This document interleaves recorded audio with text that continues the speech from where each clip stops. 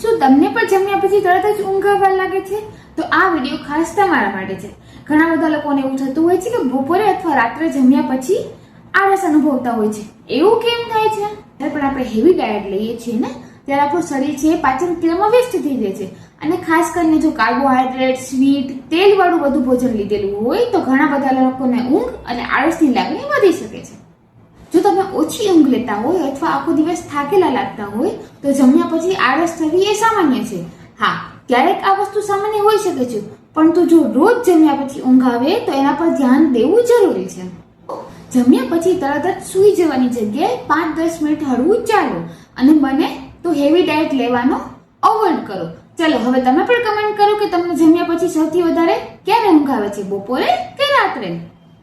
જમ્યા પછી થોડી આળસ સામાન્ય હોઈ શકે છે, પરંતુ યાદ રાખો તમારી ઊંઘની ગુણવત્તા અને તમારી જમવાની ટેવ પણ એમાં ખૂબ જ મહત્વની ભૂમિકા ભજવે છે.